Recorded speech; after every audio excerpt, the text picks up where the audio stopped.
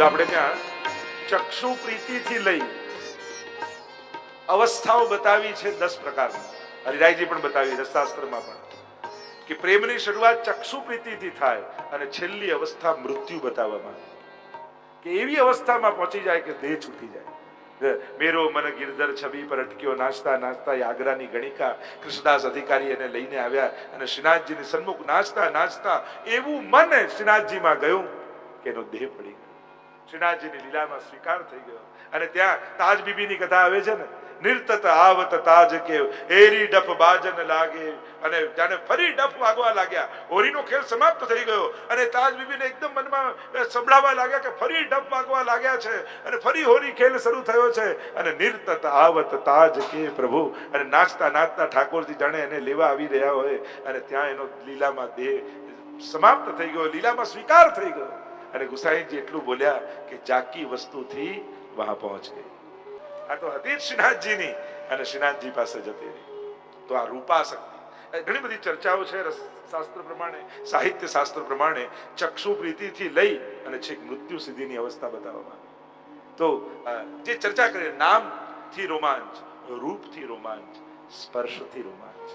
ગિરિરાજ બાવાને જુદા જુદા ભક્તોને જુદો જુદો અધિકાર બ્રજમાં છે.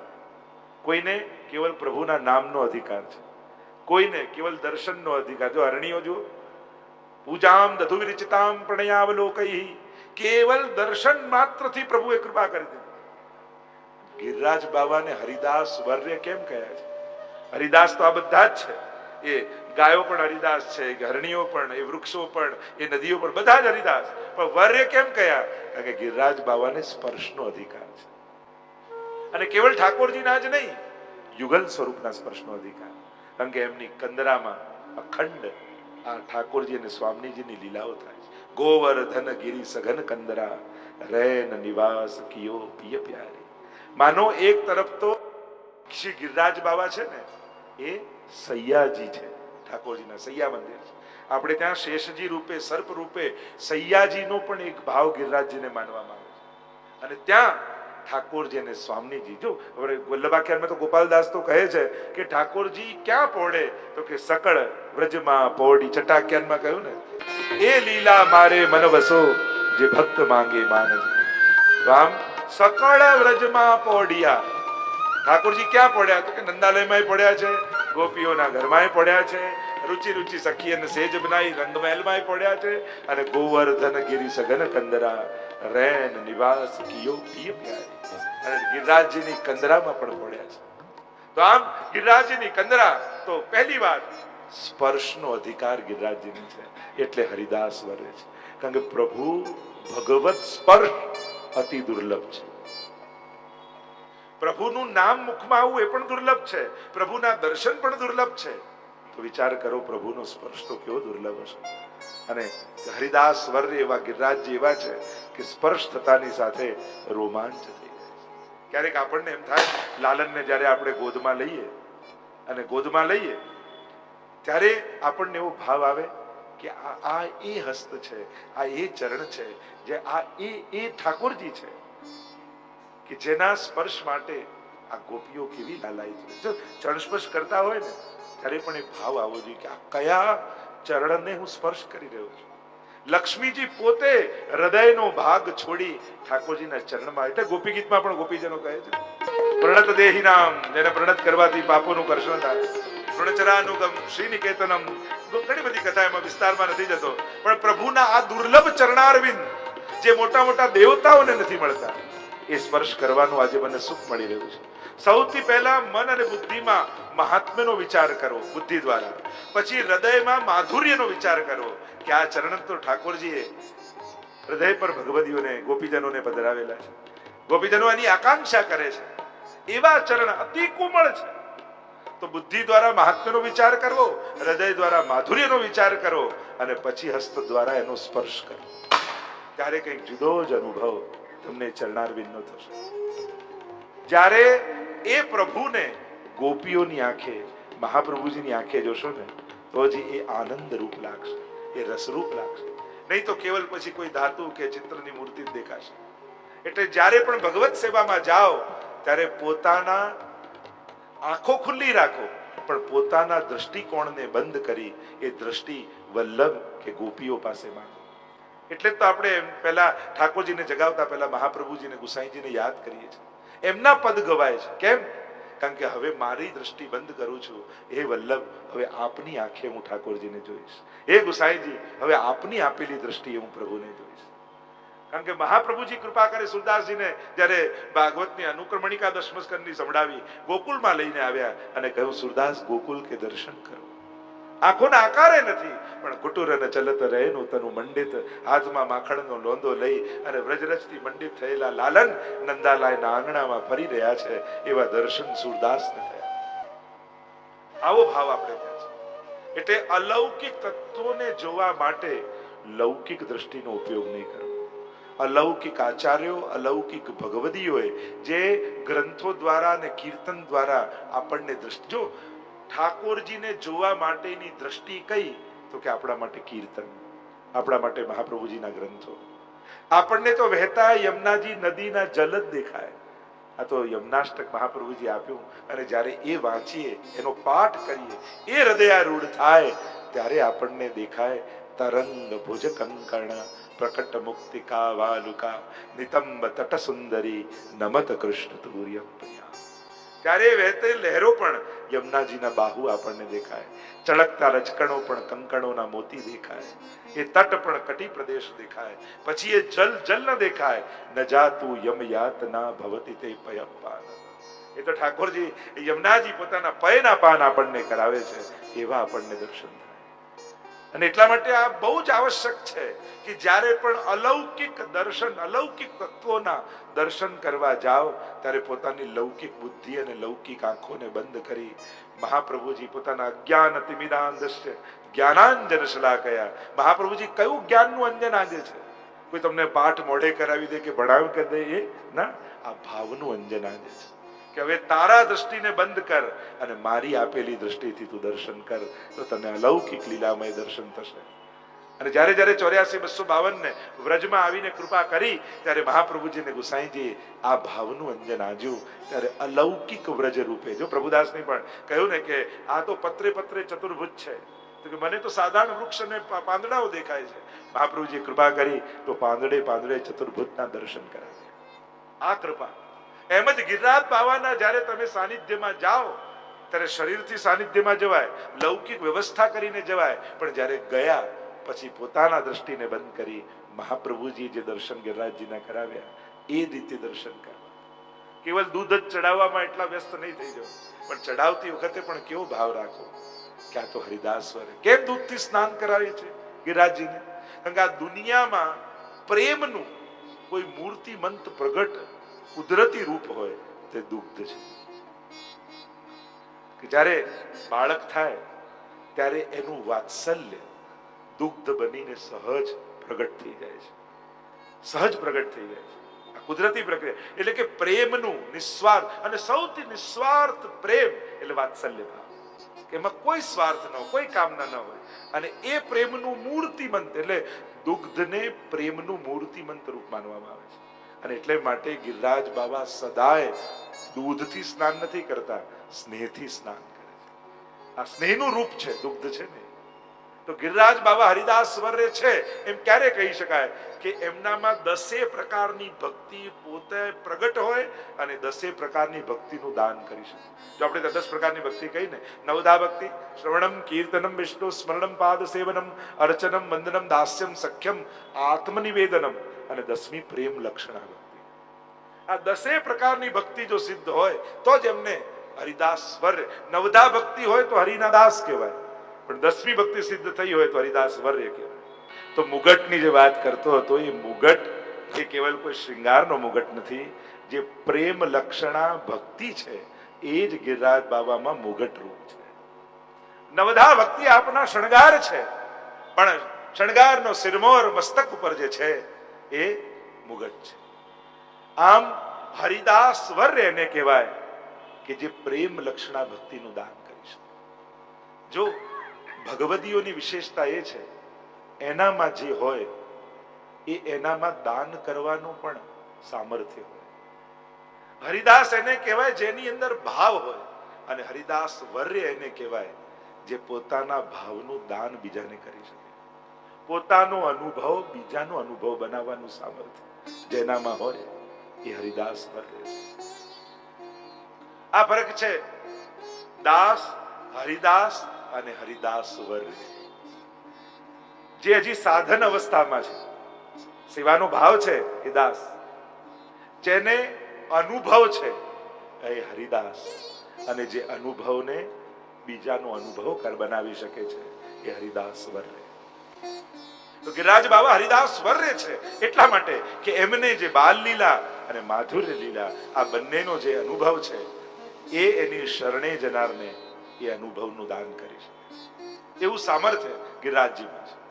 તો નવધા ભક્તિ અને 10મી પ્રેમ લક્ષણા ભક્તિ, તો ગિરિરાજજીમાં નવધા ભક્તિ ક્યાં, કઈ રીતે એમને હરિદાસ વર્ય માનીએ? તો કે શ્રીનાથજી બાબા બિરાજે છે ક્યાં? શ્રીનાથજી પાસે દોડીને જઈએ છે તો સીધા શ્રીનાથજી મળતા નથી, એ તો કંદરાની અંદર છે અને દ્વાર પર છે તો ગિરિરાજજીની કંદરામાં જ ને. અને ગિરિરાજજીની કંદરામાં જે ચિહ્નો છે એ છે તો ગિરિરાજજીમાં, ઠાકોરજીમાં તો ચિહ્ન છે નહીં. પ્રભુ તો ફલાત્મક છે, ફળ છે. જે ગિરિરાજ બાબા કૃપા કરીને પ્રેમ લક્ષણ આપશે એના ફળ રૂપ શ્રીનાથજી છે. પણ પ્રવેશ માટે તો પહેલા દરવાજો જ ખખડાવવો પડે, દરવાજાથી જ પ્રવેશ થાય, સીધા અંદર તો જવાય નહીં. તો આ દ્વાર ઉપર એટલે કે કંદરા ઉપર જે ચિહ્નો છે એ નવધા ભક્તિના પ્રતીક રૂપ છે. એટલે કે ગિરિરાજજી ઉપરની ભીતર જે નવધા ભક્તિનો શણગાર છે ને એ શણગાર આ ચિહ્નો છે. એટલે જ આપણે ત્યાં એ ચિહ્નોની ભાવના બતાવતા કહ્યું શ્રીનાથજીની કંદરા એટલે ગિરિરાજજી. તમે શ્રીનાથજીની સેવા કરો છો તો ગિરિરાજજીની સેવા આવી જ જાય છે, કારણ કે કંદરામાં જ બિરાજે છે. ઉક્ષિપ્ત હસ્તા પુરુષો ભક્ત, ઊંચો હાથ કરીને જે કંદરાની ભીતર બિરાજે, તો એ કંદરાની અનેક ભાવનાઓ બતાવી છે આપણે ત્યાં. ભાગવતના પણ અર્થો કર્યા, એટલે કે ગિરિરાજજી પ્રગટ ભાગવત રૂપ પણ છે. કારણ કે આ 12 ચિહ્નો અત્યારે બહુ વિસ્તાર કરવા જઈશ તો એનો ઘણો સમય જશે. પ્રથમ સ્કંદ એટલે ગાયો, દ્વિતીય સ્કંદ એટલે સુખદેવજી, તૃતીય સ્કંદ એટલે મુનિ, ચોથો સ્કંદ એમ નરનારાયણ, પાંચમો સ્કંદ એટલે ઘેટું, છઠ્ઠો સ્કંદ એટલે 2 ગાય, સાતમો સ્કંદ એટલે નરસિંહ ભગવાન, આઠમો સ્કંદ એટલે સ્વર્પ, નવમો સ્કંદ ઈશાનું કથા એટલે મોર ભક્તોના ચરિત, 10મો સ્કંદ રૂપ સ્વયં શ્રીનાથજી, એકાદશ સ્કંદ મુક્તિ લીલા એટલે ફરતો સર્પ, 12મો સ્કંદ શ્રીનાથજી બાબાનો હાથ. એટલે પ્રગટ ભાગવત અને ગિરિરાજજી અભેદ છે, એ ભાગવત રૂપ છે. કંદરામાં જ છે આ ચિહ્ન, એટલે કે ગિરિરાજજીમાં જ છે. એ જ રીતે રસો વહી સહ પ્રભુના ભાવ વિભાવ અનુભાવ ઉદ્દીપન ભાવ ઉદ્દીપન વિભાવ, આખું રસશાસ્ત્ર એને હું બહુ ચર્ચા નથી કરતો, પણ એ ચિહ્નો એના પ્રતીક રૂપ છે. એટલે કે સૌથી પહેલા એ ચિહ્નોના દર્શન કરો, એટલે કે ગિરિરાજજીના દર્શન કરો તો જ રસો વૈસહ એવા શ્રીનાથજી બાબા રસો વૈસહ રૂપ શ્રીનાથજીનો રસનો અનુભવ તમને થાય. આખી રસમાર્ગની પ્રક્રિયા. એટલે કે એ શ્રીનાથજી બાબા જે ફલાત્મક શૃંગાર કલ્પદ્રુમમ, ફલાત્મક જે શૃંગાર રૂપ નવ મૂર્તિમંત રૂપ જે શ્રીનાથજી છે એના રસનો અનુભવ ત્યારે થાય જ્યારે આ રસમાર્ગના વિભાવ અનુભાવ વ્યભિચારી સંયોગાદ રસ નિષ્પત્તિ આ ચિહ્નોની કૃપા થાય તો આપણા અંદર રસ ઉદ્દીપન થાય, એટલે કે રસાનુભવ થાય. બાકી પ્રક્રિયા ઘણી સમજવી કદાચ થોડી કઠિન લાગે એટલે એની ચર્ચા નથી કરતો. ત્રીજો ભાવ હરિદાસ વર્ય છે, એટલે નવધા ભક્તિ રૂપ છે. નવધા ભક્તિ શ્રવણમ, કીર્તનમ, વિષ્ણુ સ્મરણમ, પાદ સેવનમ, અર્ચનમ, વંદનમ, દાસ્યમ, સખ્યમ અને આત્મનિવેદનમ, અને 10મી પ્રેમ લક્ષણા ભક્તિ.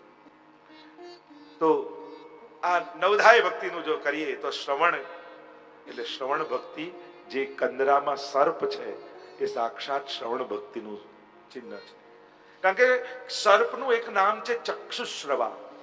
આપણે ત્યાં પદ સાહિત્યમાં કીર્તન પણ આવે છે, ચક્ષુશ્રવા કો પ્રિય પાલના, એવો પદ પણ આવે છે.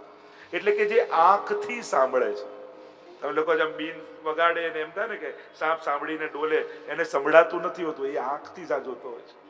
ચક્ષુશ્રવા, જે આંખથી શ્રવણ કરે, એટલે કે શ્રવણ ભક્તિનું મૂર્તિમંત રૂપ ગિરિરાજજીની ભીતર કોઈ હોય તો એ કંદરામાં રહેલો સર્પ છે.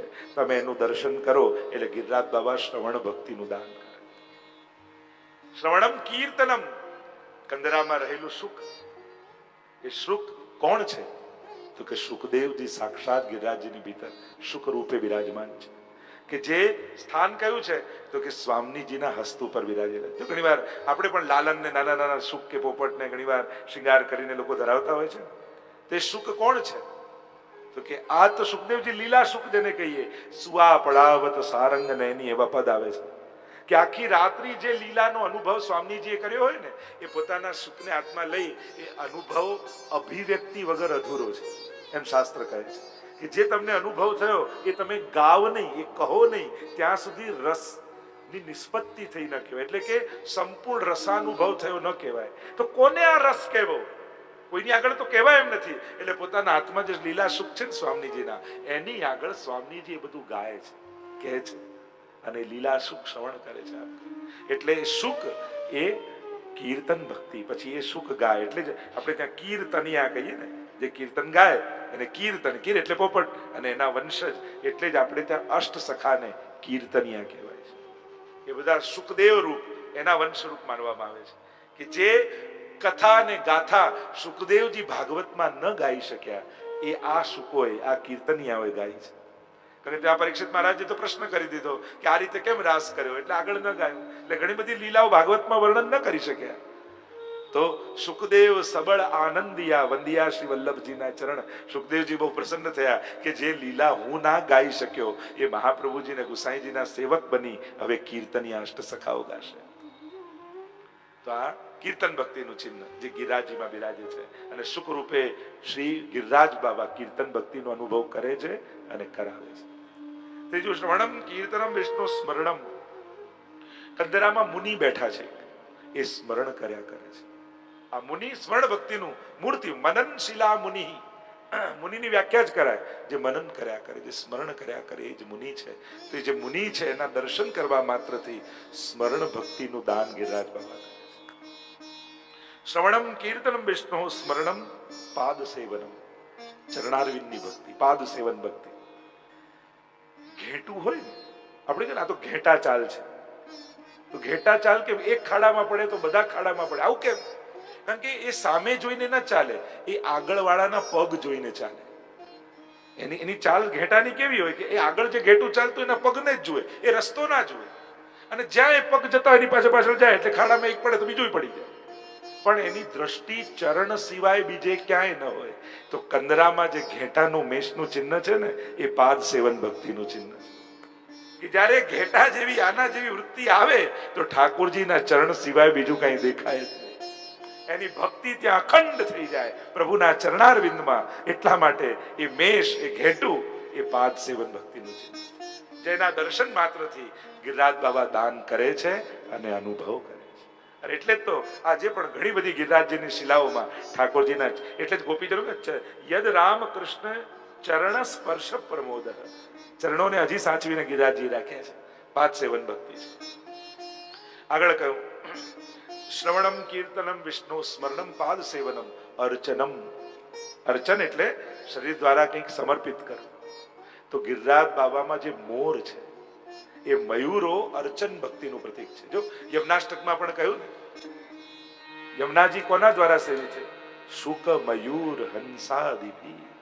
એમ યમનાષ્ટકમાં કહ્યું, વિસ્તાર નથી કરતો, પણ આ ત્રણેય દ્વારા યમુનાજી સેવિત છે. તો કે શુક મયુર અને હંસ જ કેમ? તો કે શુક બોલે, ગાય ને, એટલે વાચિક સેવા કરે. મયુર શું કરે કે યમુનાજીના તટ ઉપર પોતાના પીછા ફેલાવી અને નૃત્ય કરે, એટલે કાયિક સેવા કહેવાય. અને હંસ એ કેવલ એક પગ પર ઉભો રહીને ચિંતન કર્યા કરે, એટલે માનસી સેવાનું પ્રતીક છે. એટલે એ સખીઓ શું કરે છે? આ સખીઓના પ્રતીક છે. ઘણી ગાયને સેવા કરે છે, ઘણી નૃત્ય કરીને શારીરિક સેવા કરે છે, અને ઘણા હંસની જેમ માનસી સેવા કરી રહ્યા છે. તો મયુર જે છે એ અર્ચન ભક્તિનું, કારણ કે એને એમ થાય કે પ્રભુને હું શું આપું? તો કહ્યું કે અમારામાં બીજી કોઈ વિશેષતા નથી, પણ લોકો અમારા પીછાના બહુ વખાણ કરે છે. અમારું પીછું બહુ સુંદર છે, અને આપણામાં જે ઉત્તમ હોય એ પ્રભુને ધરાવે. જો આપણે ત્યાં પ્રભુને ઉત્તમ વસ્તુના ભોગતા કયા છે ને, એટલે કે આપણી પાસે જે સર્વોત્તમ હોય એ ઠાકોરજીને ધરવું, એનું નામ જ સેવા. તો મયુરે વિચાર કર્યો, મારામાં બીજું કઈ ઉત્તમ નથી, પણ મારામાં સર્વોત્તમ મારા પીછા છે.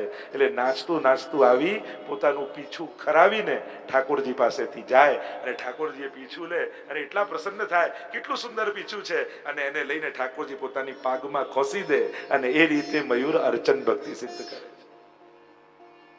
તો નવધા ભક્તિ પ્રગટ રૂપે ગિરિરાજજીમાં બિરાજમાન છે. તો શ્રવણમ કીર્તનમ વિષ્ણોઃ સ્મરણમ પાદ સેવનમ અર્ચનમ વંદનમ.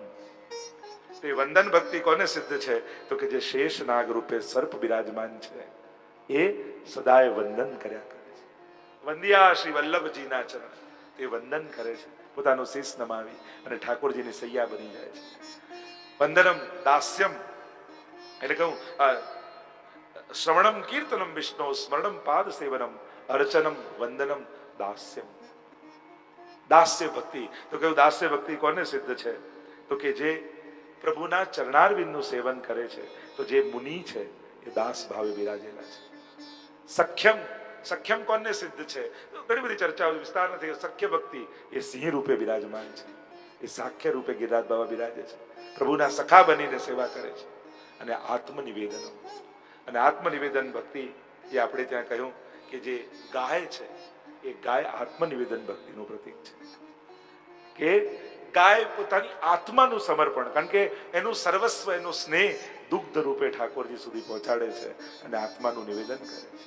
ધોરી કોપય પરમ રસાલા, 7 ગુણ. ગાય માટે પણ ઘુમર, ગારી, કાજર, ઘુમર ઓર મજીઠી, સબ ગુણ પૂરન સબે અનૂઠી. એ તો આત્માનું નિવેદન કરી દે છે. અને એટલા માટે આમ નવધાય નવધા ભક્તિ સિદ્ધ થાય ત્યારે એ નવધા ભક્તિ દ્વારા શ્રી ગિરિરાજ બાબા પોતાની કંદરામાં બિરાજતા શ્રીનાથજી અને એનો પરમ પ્રેમ, એ પ્રેમ લક્ષણા ભક્તિનું દાન ભક્તને કરે છે.